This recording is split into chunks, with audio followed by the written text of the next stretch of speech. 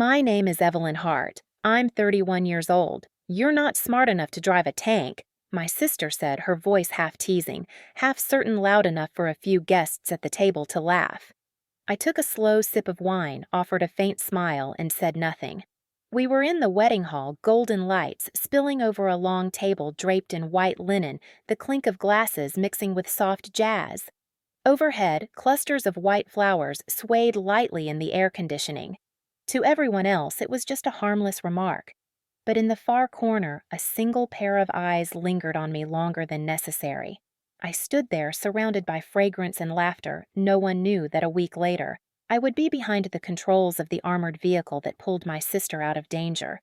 No one knew, but they would, because this wasn't the first time I'd been underestimated, but it might be the last. Walk with me, to see who I became, and what happened to the one who once doubted me. The laughter faded into a blur of music and silverware, the way sound sometimes drifts underwater. I let my fingers rest on the stem of the wine glass, feeling the condensation trace a thin circle on the white linen. Somewhere near the head table, my sister leaned in toward her bridesmaids, whispering in the quick, conspiratorial way she always had, her veil slipping slightly against the shoulder of her dress. The photographer's flash caught her smile, freezing it mid-tilt, the same smile she wore when she won. I didn't mind losing, not in the way most people think. But there was something different about losing in public, about being wrapped in the kind of laughter that didn't really belong to you. That kind of sound stayed long after the clinking glasses and the polite applause ended. Someone passed behind me carrying a tray of champagne, the bubbles catching the light like gold dust. I shifted slightly, giving way, and in the movement I caught sight of him again, the man in the far corner. His suit was ordinary, his hair neat, but it was the stillness around him that made him stand out. Everyone else was in motion, talking, leaning in, reaching for a glass. He just stood there, watching the room in a way that didn't seem entirely casual. When our eyes met for the briefest second, he didn't smile.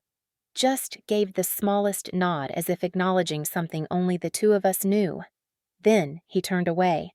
A string quartet played near the stage, their bows rising and falling like synchronized breaths. My chair felt too still, too formal, so I excused myself and walked toward the balcony. The air outside was cooler, the night pressing in softly, carrying the faint scent of rain on the horizon. From here, the sound of the party became muted like a memory already fading. I leaned against the railing, the stone cool under my palms. Somewhere inside, they were starting another toast. My sister's voice carried bright and sure, met with a swell of laughter. I tried to picture her face from here framed by the glow of chandeliers and felt the familiar mixed pride tangled with a weight I couldn't quite name. It had always been like this between us. She filled the space. I learned how to stand in the corners. She spoke first. I waited for silence. She claimed the story. I became the footnote. And most of the time, that was fine. There's a kind of power in being unseen, but it's a power no one else will ever credit you for. From the balcony, I could see the city lights stretching in uneven lines, broken by patches of shadow. In one of those shadows somewhere, a week from now, I would be in the driver's seat of something that weighed more than a house its engine, a steady growl under my hands. I didn't know it yet. All I knew was the stillness, the kind that settles in when you realize you have nothing to prove to anyone in the room, and yet a part of you wants them to see. The sliding doors behind me opened, and the sound of the party spilled out again. A woman I barely knew stepped onto the balcony, lit a cigarette, and offered me one without asking if I smoked. I shook my head, and she smiled like she'd expected that. "Beautiful night," she said, exhaling a thin ribbon of smoke toward the sky. I nodded. We didn't speak again. Inside, the music shifted to something faster. Couples began to drift onto the dance floor shoes, sliding over polished wood. I watched through the glass as my sister danced her train, lifted slightly off the floor by a friend. Her laughter was brighter now, unrestrained. Someone spun her, and she caught my eye for a fraction of a second, not long enough to register as anything more than coincidence. But I saw it. The tiniest flicker, as if she wondered why I wasn't in the room, as if some part of her knew that my absence wasn't about her, but about me. And maybe, deep down, she understood that I didn't need to stand under the lights to have a place in the story. I returned to my seat eventually, weaving through clusters of guests who were too busy to notice me. The wine glass was still there, half full, a faint ring marking its place on the tablecloth. I picked it up, feeling the stem warm slightly under my hand, and let the next toast roll over me. Somewhere in the middle of it, I thought of the man in the corner again. He was gone now, or at least out of sight. But his stillness had left an impression, a reminder that even in a crowded room, there are eyes that see differently. I didn't know yet that those eyes would be there again 1 week later, watching me climb down from the driver's hatch of an armored vehicle, my hands still marked with the grease and grit of the road we'd just carved through danger. For now, I just sat in the warm light, listening and letting them think they knew me. I grew up in a place where the wind never stopped moving. Our town was a scatter of low houses and long fields, the kind of place where summer heat shimmered over the asphalt and winter storms came in sideways. You could measure time by the sound of the grain silos groaning in the wind or by the smell of cut hay drifting through the screen door. Life there wasn't complicated, but it had a way of pressing you into shapes you didn't choose. In our house, my sister Claire was the one people noticed first. She was a summer storm, bright, loud, moving fast. Teachers called on her before she raised her hand. Neighbors remembered her birthday. She could talk to anyone, anywhere about anything. I don't remember a single school concert or sports game where she didn't have someone cheering for her in the stands. I learned to live in the spaces she didn't fill. If she was the storm, I was the still air afterward. I liked the quiet, or at least I told myself I did. There's safety in silence. People don't expect much from you, and when they don't expect much, they stop looking closely. But even then, I understood something Claire didn't. Being overlooked was a kind of cover. You could move differently when no one thought you had a destination. My parents didn't mean to favor her, but affection is rarely distributed evenly. It goes where it's easiest, where it's met with open arms and quick smiles. Claire was easy to love. I was steady, helpful, the one who stayed behind after a family gathering to do the dishes, the one who could be trusted to lock the doors at night. Those aren't qualities that get written into yearbooks or remembered in speeches. School was just another version of home. I wasn't the top of the class, but I knew enough to keep my grades from slipping. I wasn't the fastest on the track, but I could keep running when others gave up. No one clapped for that kind of persistence. It doesn't make a good headline. By the time we were both in high school, Claire's reputation had outgrown the town. She won contests, traveled for debate tournaments, collected scholarships like souvenirs. At the kitchen table, she would recount her victories with the ease of someone who had never doubted she would have them. I listened, smiled, and asked the right questions. No one noticed I rarely talked about myself. I didn't have a single defining ambition back then, just a pull toward things that required patience. Fixing broken radios. Learning how to read maps, the kind with folds and creases that never quite lined up again once opened. Spending hours figuring out how machines fit together, how to take them apart, and put them back so they worked better than before. If anyone saw that as a skill, they didn't say it. In a town like ours, knowing how to rebuild an engine wasn't considered impressive unless you were a boy entering the county fair competition. For me, it was just another quirk like preferring black coffee or not minding the smell of oil on my hands. The day Claire left for college, the house felt different, lighter maybe, or just quieter in a way I could finally hear. My parents threw her a small party in the backyard, folding chairs, lemonade in glass pitchers, potato salad that warmed too quickly in the sun. I stood at the edge of the group holding a paper plate I never finished. No one noticed when I slipped inside. I remember sitting in the empty living room listening to the laughter outside. It wasn't loneliness exactly. More like watching a train leave that you knew was never meant to take you anywhere. After she left, I found more space to be myself. I took night classes at the community college, learned things no one had asked me to learn. Navigation, basic mechanical engineering, first aid. I didn't tell anyone, not because it was a secret, but because I'd learned that sharing certain things just invited opinions I didn't need. Years passed like that. I worked jobs no one remembered me having. I moved to a small apartment where the walls stayed cool in summer. I kept my life narrow, manageable. The fewer people who knew what I could do, the freer I felt. And yet, whenever Claire came home for the holidays, it was as if nothing had changed. She was still the center of the room. I was still the quiet outline in the background. She'd tell stories from her work fundraising campaigns, overseas conferences, the kind of things people nodded at with genuine admiration. My own days didn't translate into something you could raise a glass to, so I let hers fill the space between us. It wasn't resentment. Not exactly. It was something quieter, harder to name, the way a stone changes shape after years under water. You don't notice the erosion while it's happening, but one day you realize your edges are different. If there was a turning point, it came in fragments, not all at once. A conversation overheard on a late-night bus. A newspaper headline that stayed with me for reasons I couldn't explain. A stranger asking for directions and looking surprised when I gave them 3 possible routes. Little moments that didn't seem to belong to the same story until they did.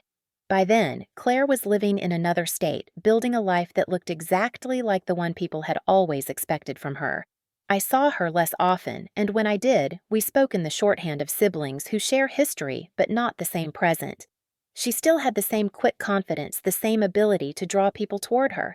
I still stood a step to the side, and then came the invitation not from her but from someone in her circle, a trip abroad, a cause that sounded noble on paper, a group that needed all hands but didn't look too closely at the skills those hands might hold.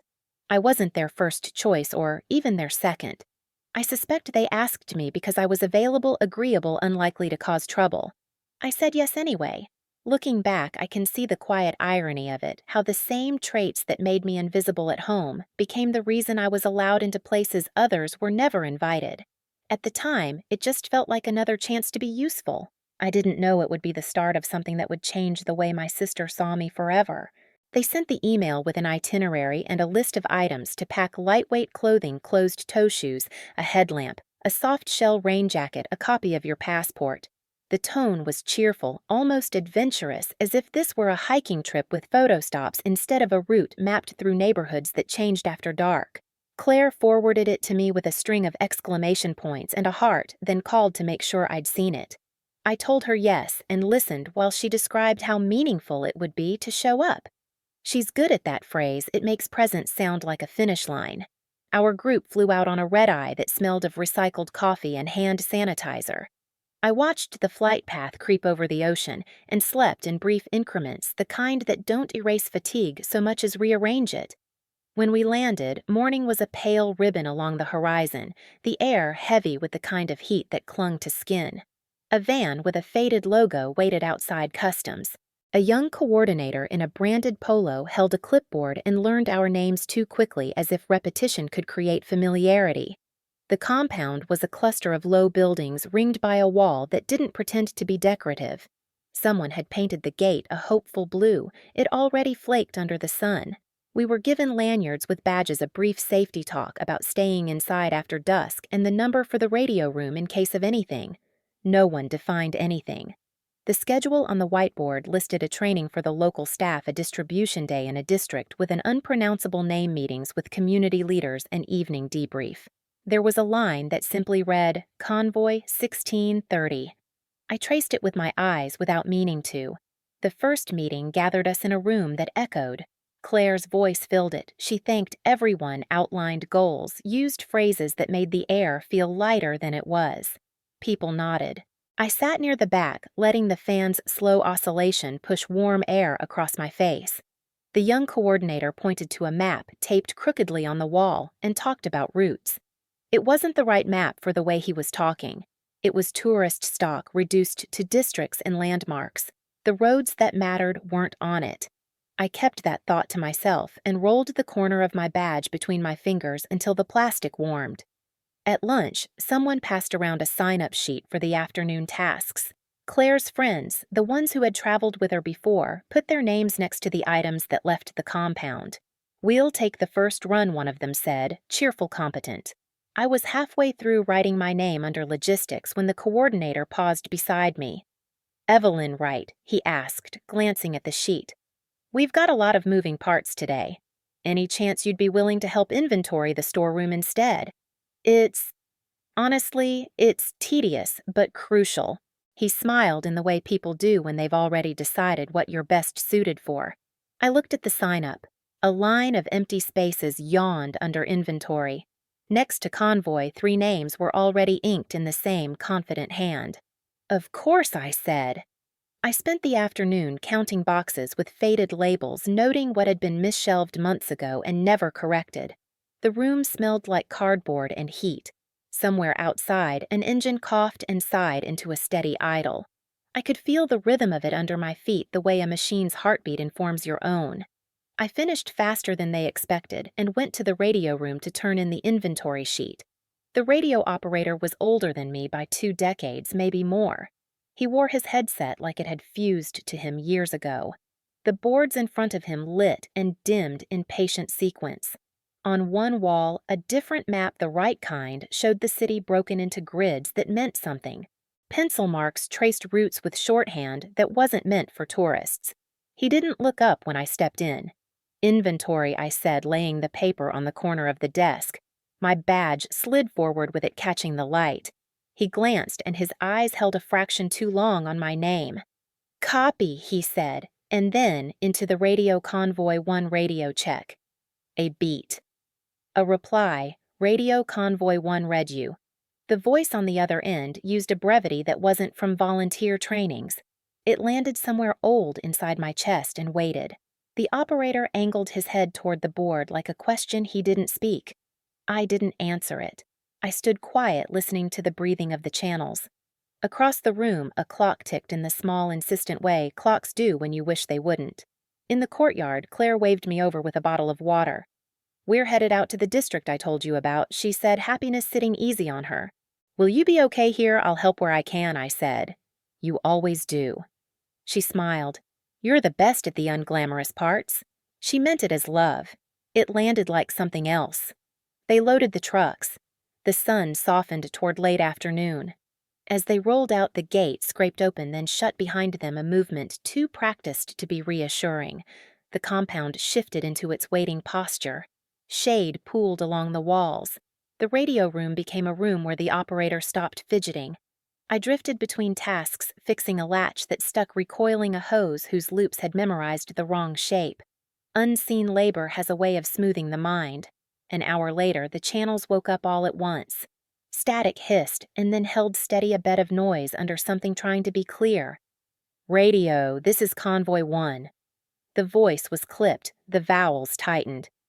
We've got an obstruction on Route B. Stand by. A pause. Something clanged against metal. Another voice broke in too fast. Keep rolling, then negative, negative. Hold!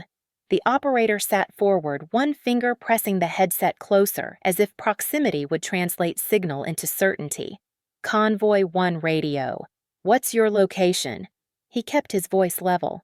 On the map, his pencil hovered above a cluster of streets that swarmed together like thread in a knot. 2 blocks past the market.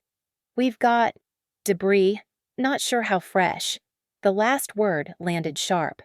I watched the operator's jaw shift, a small muscle flickering and gone. He drew a line down a street, then stopped.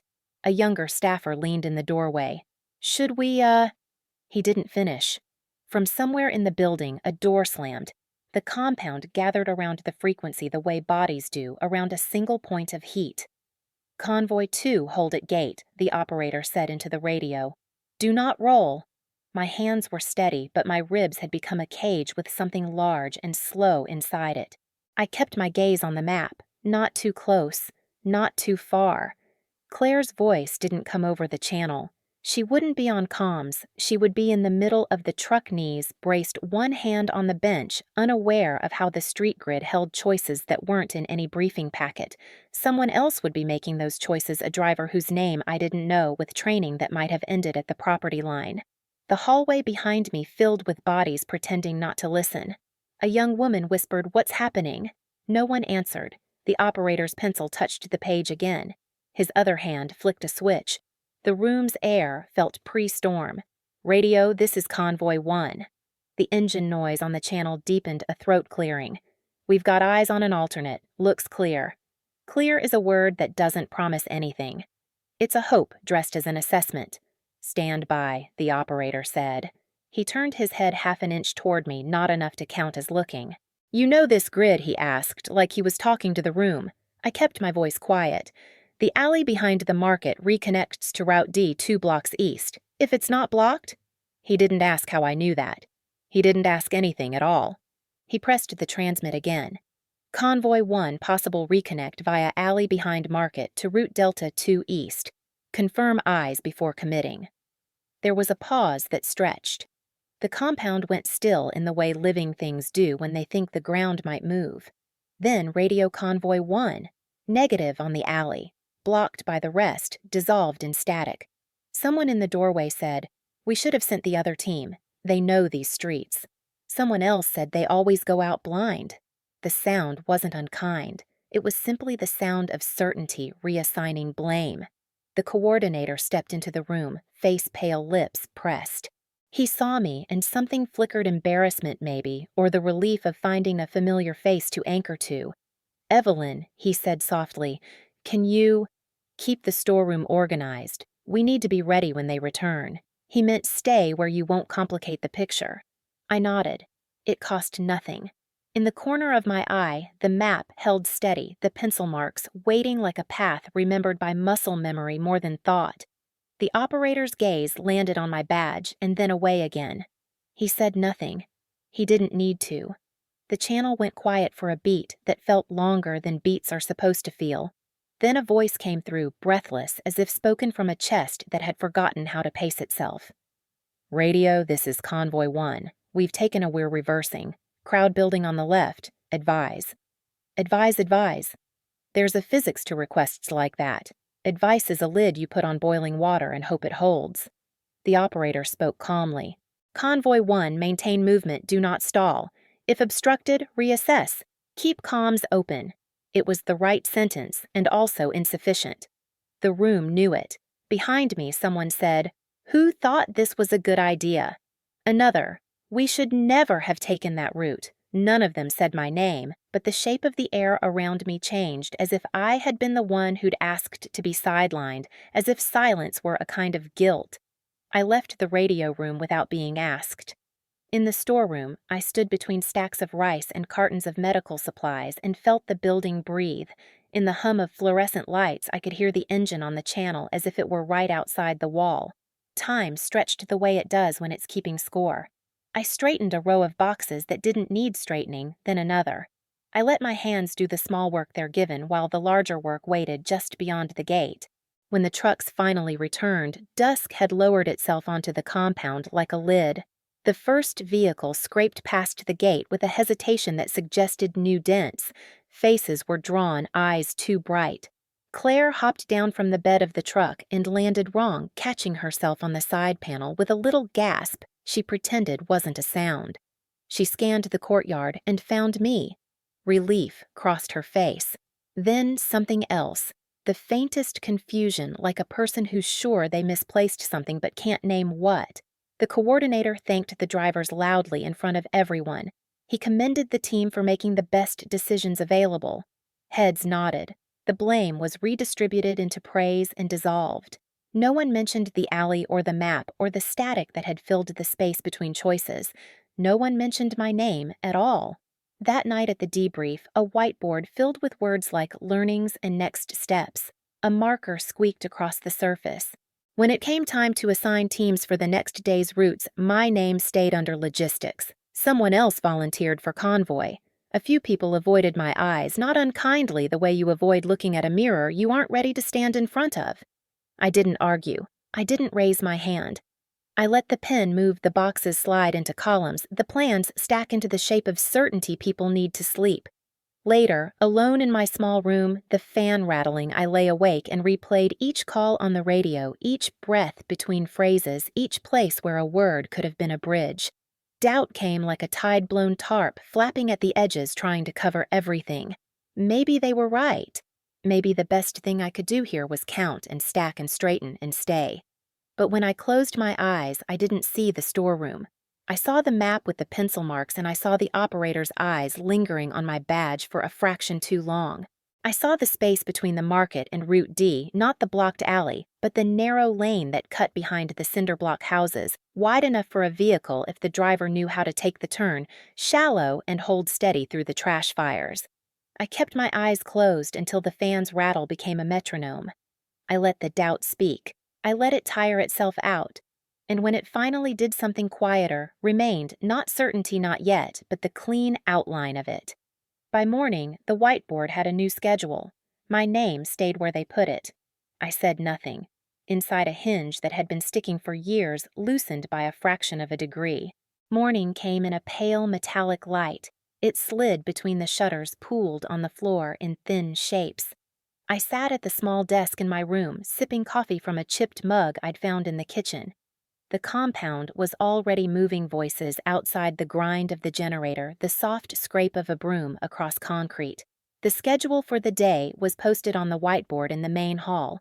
My name was still under logistics, same as the night before. Claire's was beside convoy, her handwriting confident, the kind that doesn't hesitate halfway through a letter. I stood in front of the board longer than necessary, tracing each name with my eyes, like memorizing an order I'd never be asked to carry out. By mid-morning, the storeroom was hot enough to make the labels curl at the edges. I moved through the shelves, checking expiry dates, writing numbers on a clipboard. It was work that required no skill beyond persistence, and even that felt unnecessary. Every so often I'd hear the low rumble of an engine outside the wall, a passing truck, a motorbike, and for a heartbeat I'd picture the routes I wasn't on, the turns I wasn't taking. A part of me wondered if they were right to keep me here. Maybe the others were simply better suited, quicker on their feet, more practiced at making calls when the ground shifted. Maybe I'd only imagined myself useful in ways that didn't translate to their world. It was easier to believe that than to believe I'd been underestimated. Believing the latter meant holding on to something sharp, and I didn't have the energy for sharp edges. At lunch, Claire sat across from me in the courtyard, her hair pulled back in a way that made her look younger. She talked about the morning's drop-off, the children who waved from the school steps the way the road had been clear for once. I listened, nodding the way I always had. "You're good at this," she said suddenly, her fork pausing over her plate. "At what keeping things running behind the scenes. Making sure the rest of us can do our part." She smiled as if it were a compliment, but the words settled in me differently. Behind the scenes. Out of sight. That afternoon, I found myself in the radio room again, delivering a supply count. The operator was alone, the pencil marks on the map from yesterday still faintly visible. He glanced up, met my eyes, then dropped them to the paper in my hand. "Quiet day?" I asked. "For now," he said. There was more in his tone, but he didn't elaborate. I stood for a moment, listening to the faint hum of the equipment, the way the air seemed to lean forward even when nothing was happening. Later, in the shade of the storeroom doorway, I watched Convoy 2 return. Dust followed them in like a shadow. The drivers climbed out their shirts, damp with sweat. Claire wasn't among them, she'd gone with the first group, but her teammates carried the same mix of fatigue and alertness I'd seen before. One of the younger volunteers passed me balancing a crate against his chest. "Long day," he said, more to himself than to me. I wanted to ask what had happened out there, but I didn't. Not asking was easier. Not asking meant I didn't have to measure myself against what they'd faced. By evening, the compound was quiet again. I ate dinner alone in the small kitchen, the air heavy with the smell of lentils and cumin. Outside, the street lamps flickered on, throwing weak circles of light onto the pavement. Somewhere beyond the wall, a dog barked and kept barking. Back in my room, I lay on the narrow bed, staring at the ceiling fan as it turned. My body felt heavy in the way it does after a day of work that hasn't actually used you. I thought about home, about the safety of knowing exactly where you fit in the order of things.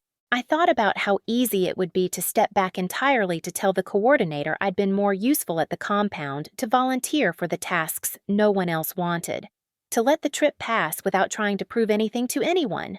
For a moment, I almost decided to do exactly that. Then my phone buzzed.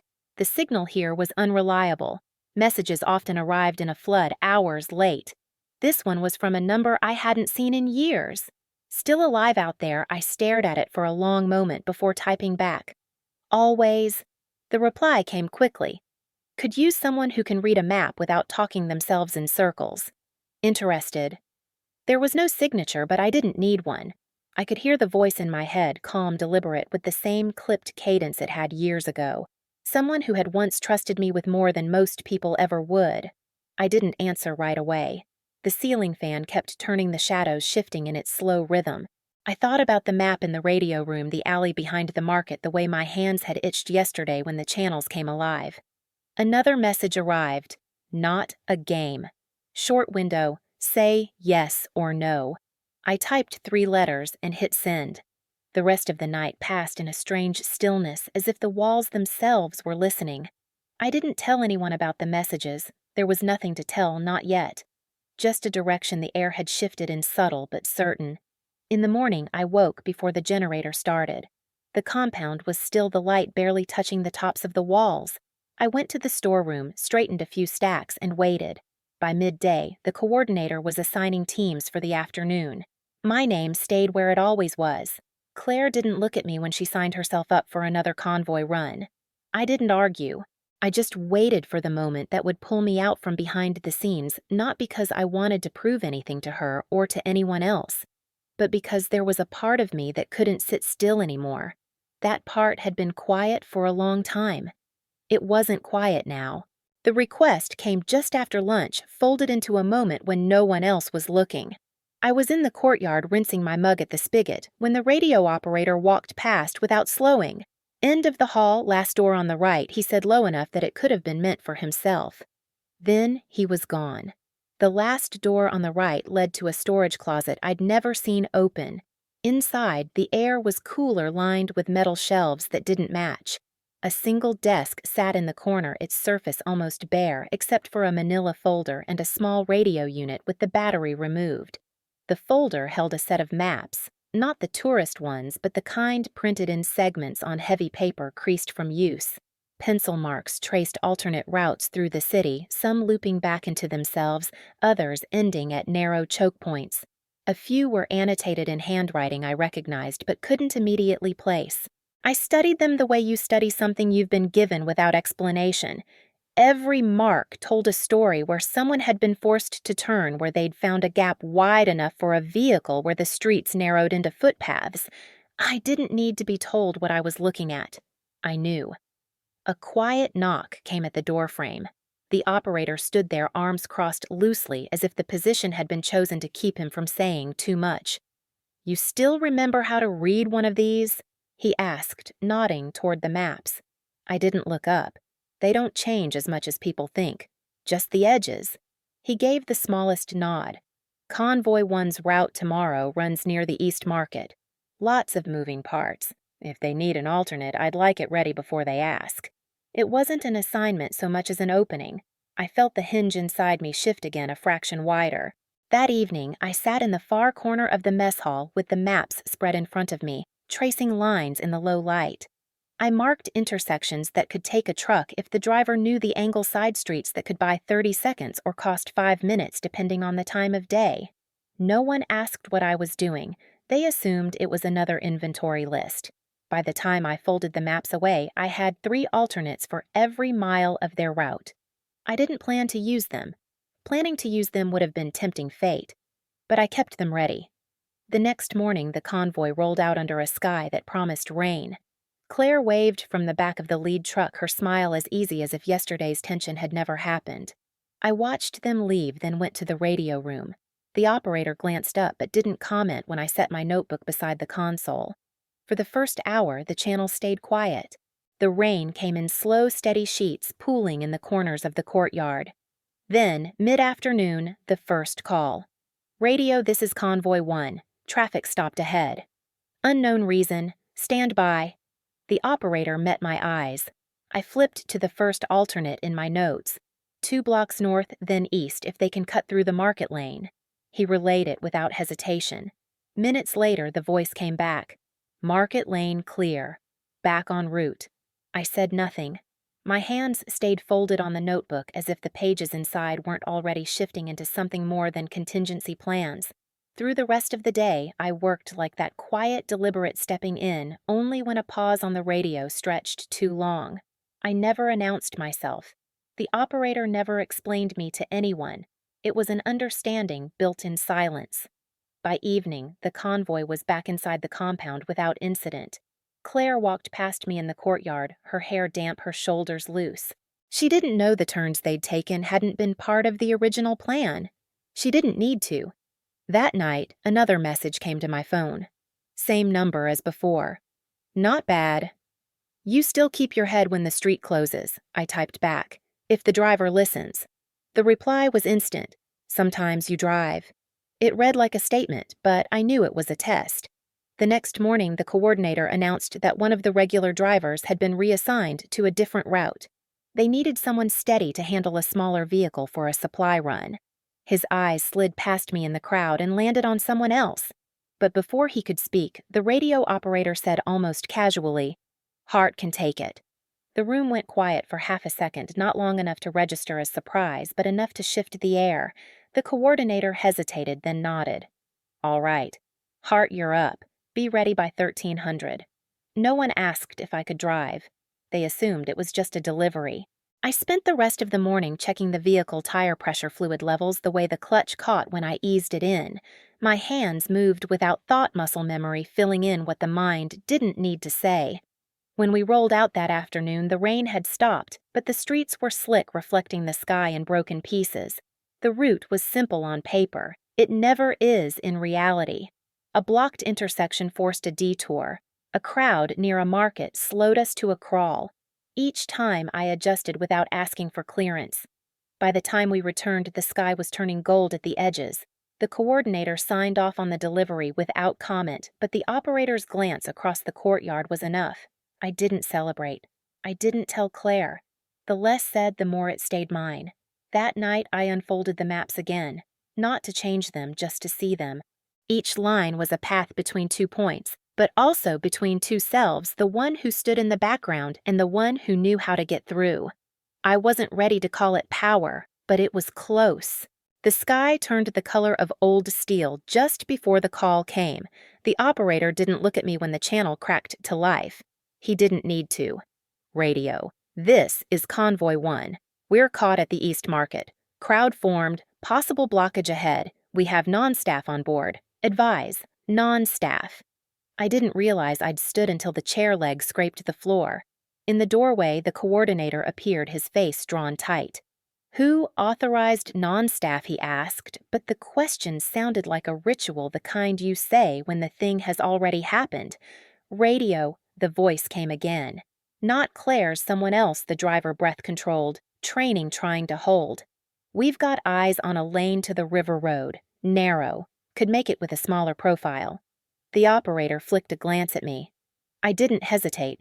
That lane pinches halfway, I said. Trash fires. Broken curb at the turn. You'll stall if you don't know the angle. The coordinator turned, startled. How would you? The operator keyed the mic. Convoy 1, hold. Maintain movement. We're pushing a vehicle. Pushing what the coordinator began, but the operator had already stood. He spoke like he was asking for a wrench. Keys, he said to me. We moved before anyone could bless it or deny it. In the courtyard, rain started as a fine mist that made the concrete a mirror.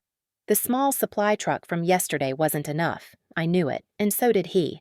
We cut across to the far bay where a vehicle sat under a tarp, the kind kept for emergencies no one writes into welcome packets. The tarp came off with 2 pulls. The shape beneath it rose, angular, patient. Steel that had learned how to carry people through places that didn't want them passing. The coordinator started, then stopped when I opened the driver's door like someone opening a familiar kitchen drawer. Inside, the smell of dust and rubber, the console a language I didn't have to translate. My hands found what they always found, the ignition, the master, the battery. Systems woke in sequence, the panel murmuring to life. The engine coughed and then settled into a steady low. Outside, a cluster of faces gathered at the bay door, curiosity and fear braided together. The operator leaned in. You'll have a scout. I know the grid, I said. He nodded, as if that had been the answer to a different question. A young staffer climbed into the passenger seat radio, to his ear, eyes wide but steady. I adjusted the mirrors, tested the brake, rolled my wrist to feel the wheel's weight. The vehicle was heavier than the small truck. It asked for respect and got it. In the side mirror, I caught a glimpse of Claire at the edge of the crowd. She wasn't smiling. Her face had that unguarded look she wore only when she forgot to perform. Our eyes met for a beat. She lifted a hand. I didn't. The gate scraped open. The street outside had softened in the rain, edges greased. I eased the vehicle forward, let it take the first turn, slowly letting the weight settle. The radio in my ear carried the convoy's breathing voices too controlled to be natural. We made the first 3 intersections without incident. On the 4th, a delivery truck sat sideways like a tired animal, and a knot of people stared at us with the blank suspicion crowds assume before they decide. "Left," I said to the scout. He relayed it. We slipped into a lane that pinched to 2 tire widths, trash mounded like dunes. A cooking fire smoldered, smoke thinning into the damp. The curb at the end was broken, as I'd said. I feathered the accelerator, took the turn shallow, felt the rear axle hesitate, then step over like a horse, trusting its rider. "Who are you?" the scout asked softly, like a joke he'd forgotten to attach a smile to. I didn't answer. Not because I needed to hide, but because the work didn't require names. Ahead, the East Market glimmered, wet tarps sagging with pooled water. The convoy sat 2 blocks past, hemmed by a crowd that pressed without touching the way people test fences. I could see the lead vehicle's driver through the windshield, jaw clenched, hands too tight on the wheel. In the back, figures huddled under a blue sheet of plastic volunteers and non-staff, the kind description uses when it needs to be imprecise. Claire's scarf yellow flashed once between shoulders. She was there. "Radio, we have visual," the scout said. A pause. Then the operator's voice level. "Copy." I rolled the vehicle to a steady crawl horn, low and constant, not aggressive, a presence declared. The crowd adjusted, grudging, like a tide, making room for a rock. I placed us in front of the lead truck and held. The driver's eyes found mine through glass and rain and time. He nodded too fast. He was a good person in the wrong chair. I lifted my hand and made the simplest gesture in a driver's vocabulary follow. We moved as a unit, inches at a time. The trick was to never stall, to be uninteresting to the part of a crowd that tastes for weakness.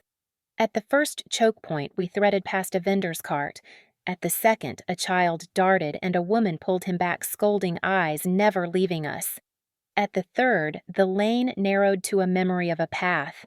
There, where most vehicles panic and try to invent new geometry, I let the weight do the math. The side panel brushed canvas. The mirror took a kiss of blue paint. We kept moving. "Radio, this is Convoy 1. Following came over the channel, breath measured. From the back of their truck, beneath the flapping plastic, the yellow of Claire's scarf caught light again. A hand gripped the side rail, her hand. I didn't look at it twice. We broke free of the market into a wider street that shone like a river. The river road itself was ahead, steady and different. A cluster of men watched us pass without comment. I didn't check their hands. I didn't need to. The body knows a posture that means trouble. This one did not today. At the turn to the river road, a low sedan tried to nose into the gap between our vehicles, opportunistic instinct. I held my line. The driver read something in that steadiness and backed off, cursing into his window where no one could hear. The convoy tucked in. We gathered speed, not foolish, just enough to change the story from a cornered one to a moving one. The rest of the route flattened into something manageable. The radio eased into check-ins that sounded like relief, disguised as professionalism.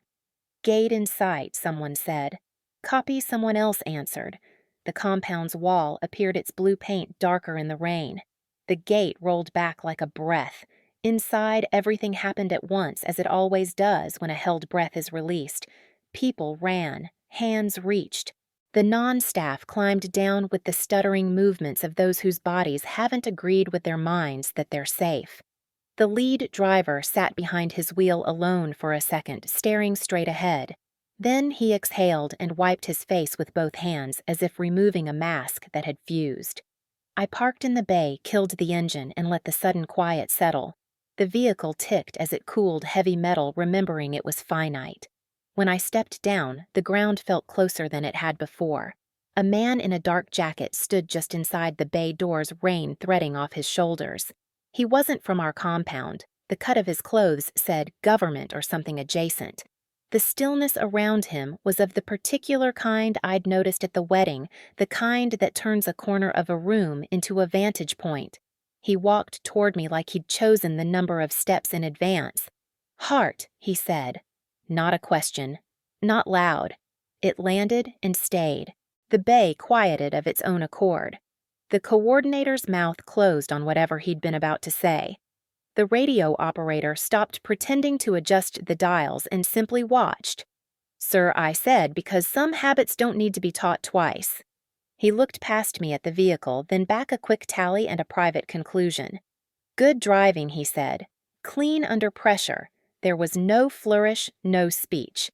Just an offering of respect in the only currency that mattered here, competence recognized by someone allowed to recognize it." Across the courtyard, Claire stood half behind a pillar, hair-damp scarf darkened to mustard in the rain. Her mouth was slightly open, the beginning of a smile or a question she hadn't chosen. Our eyes met and didn't move. In the space between us, something turned over, slow, inevitable, like a tide catching a new moon. The man in the dark jacket nodded, once the kind of nod that finishes a conversation, even if it never began. He turned and spoke to the coordinator with a measured ease. I didn't listen. The air in the bay had changed temperature. People who'd been moving stopped. People who'd been talking fell silent in that particular way groups do when they realize there's a hierarchy they hadn't accounted for. I didn't say anything. Silence is a tool too. It can be a shield or a blade. In that moment, it was both. The operator walked past me, not stopping. "Nicely done," he said, tone flat enough to read as nothing unless you knew what it cost him to spend a word. I nodded. That was enough. Claire crossed the courtyard slowly, the way you approach an animal you're not sure is domesticated. She stopped an arm's length away. Up close, I could see a leaf stuck in her hair, a tiny green thing that had ridden under the blue plastic sheet. She reached up and pulled it free without looking at it. "You were driving?" she said, like fact and revelation could live in the same sentence. I didn't answer. Behind her, the man in the dark jacket spoke my name again, this time to someone with a notebook, who wrote it down exactly as he said it. The sound carried in the courtyard, not loud, just clear. A name anchored to a deed in public air. Around us, people recalibrated. It wasn't dramatic. It was subtler, like a room shifting its weight onto a different beam. The kind of change that doesn't make a sound until later when you realize the floor under you is steady in a new way. I met Claire's eyes and held them. Not to demand anything, not to return what she'd said in the wedding hall with some equal and opposite sentiment. There's a quiet that asks for nothing and gives nothing back. I stood inside it. She looked away first, not down, just aside, as if the space between us had acquired edges she needed time to navigate. She nodded once, a concession with no words to dress it. I stepped around her palms, still carrying the faint vibration of the wheel. The rain had thinned to a mist that made everything look like it had been erased and redrawn. In the bay, the vehicle sat patient, not victorious. Machines don't care about redemption arcs. They care about angles, weight, friction, fuel. The rest is human.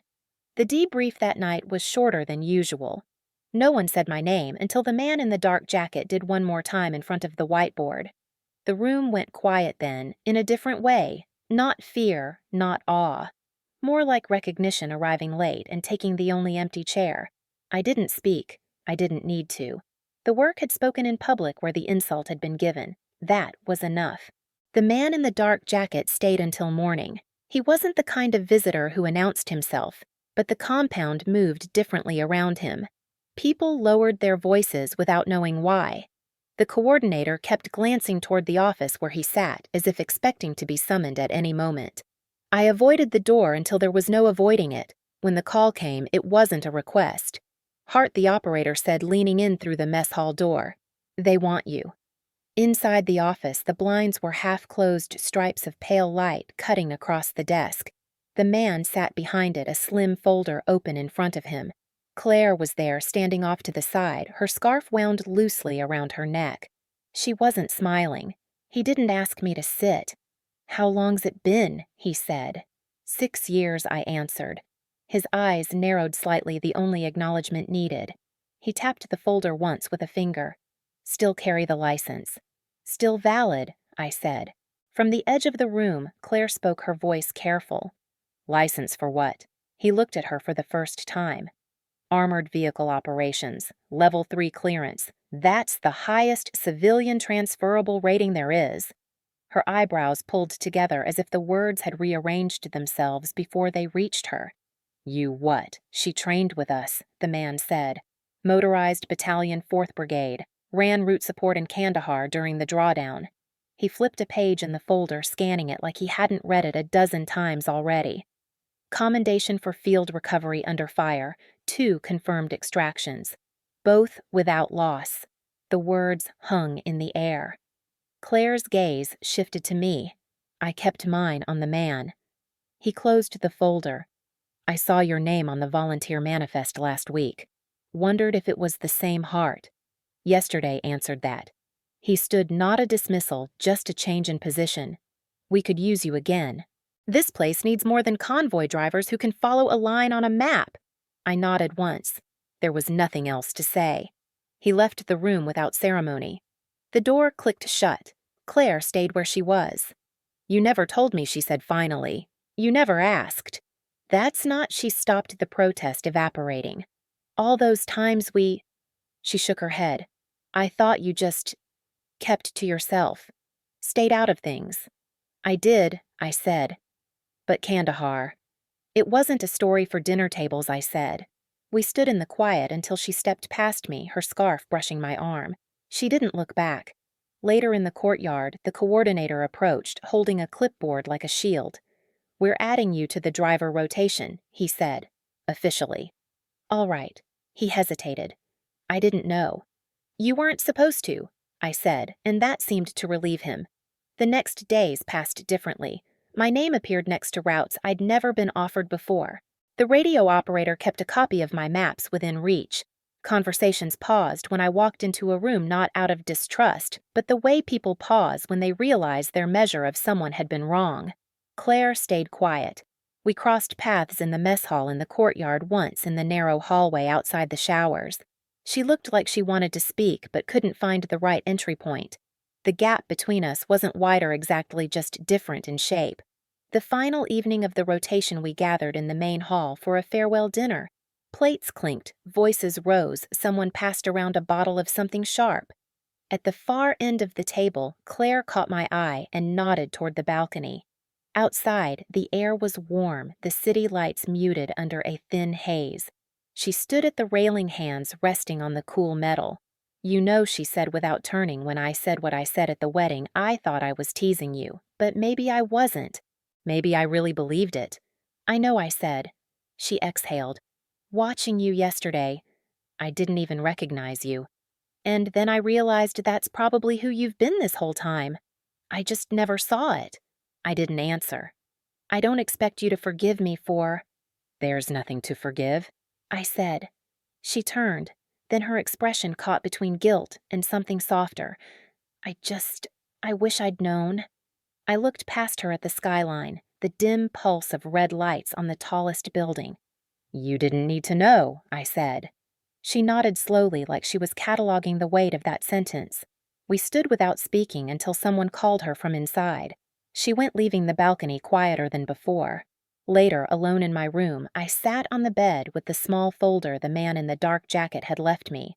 Inside was my old credential card, the edges worn, the photograph, a younger version of me, with sharper lines around the eyes. Below it, a copy of the commendation letter, the ink still bold. The language was as formal as I remembered exemplary composure under direct threat, decisive action in volatile conditions. It wasn't the kind of thing you framed. It was the kind you carried in the lining of a bag where no one would find it unless you wanted them to. I slid the card back into the folder, closed it, and set it on the table. It could stay there. I didn't need to explain it to anyone.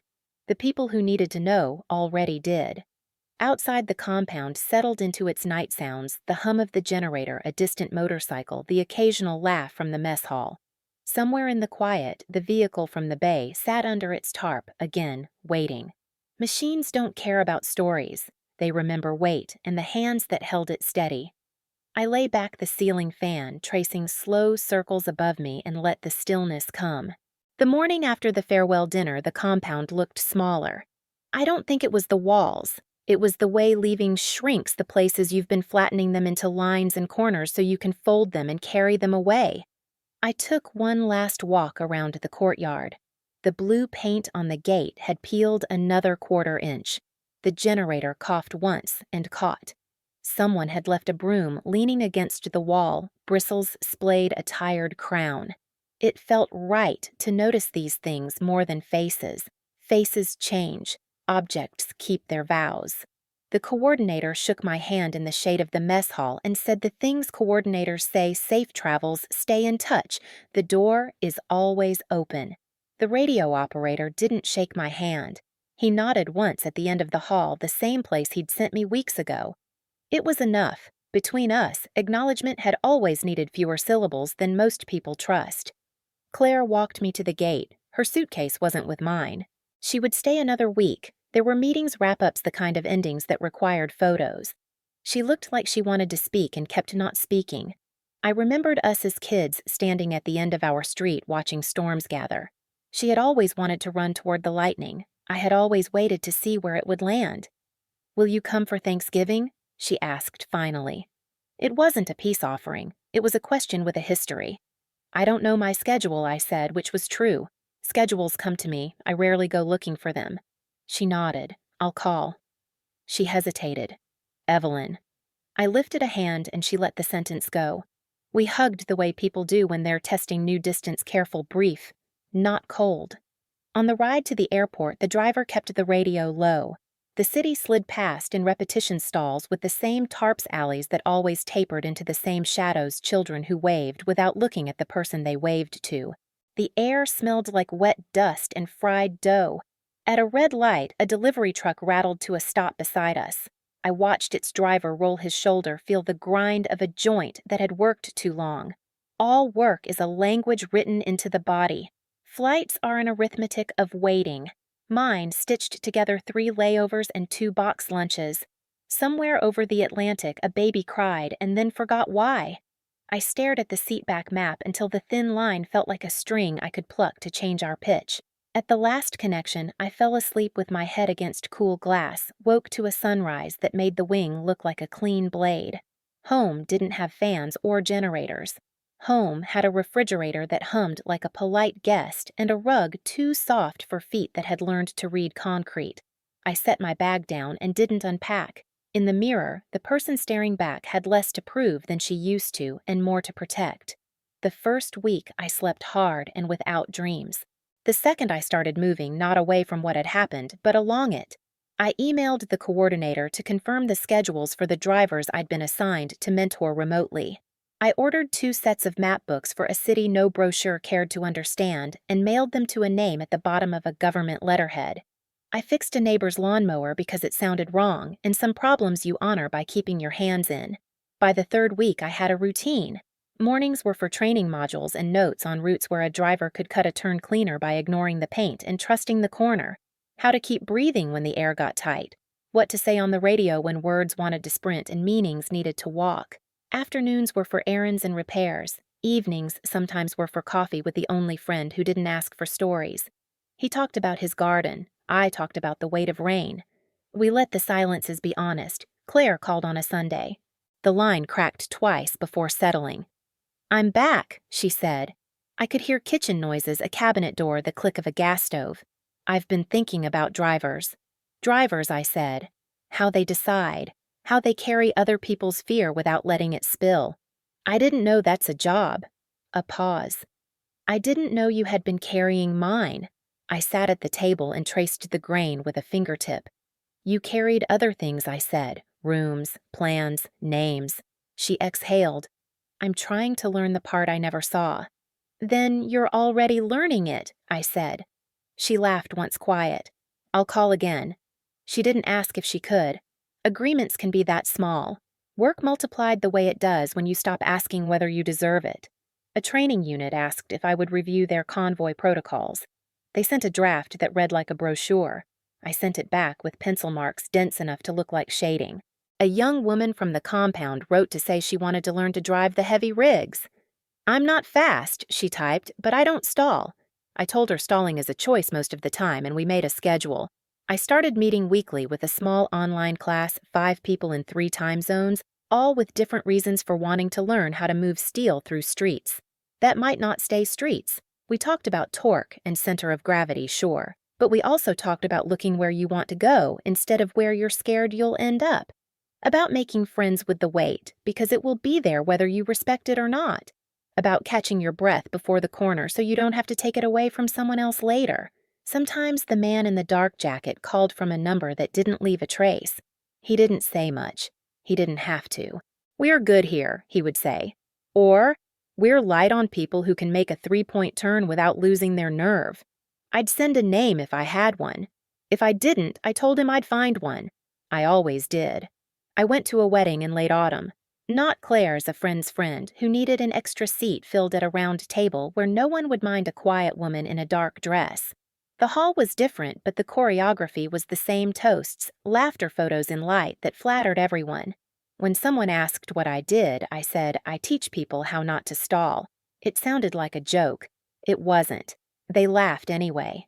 Near the end of the night, the band played a song I only know by its rhythm. I stood at the edge of the dance floor the way I always do and felt the old ache that comes from watching a room be easy with itself. Then I let it pass. Rooms are allowed to be easy. Not everything needs to be corrected. After midnight, I walked to my car under a sky the color of soft charcoal. The air had the first bite of winter. A couple argued gently by the curb, the good kind of argument, the kind that ends with a shared joke.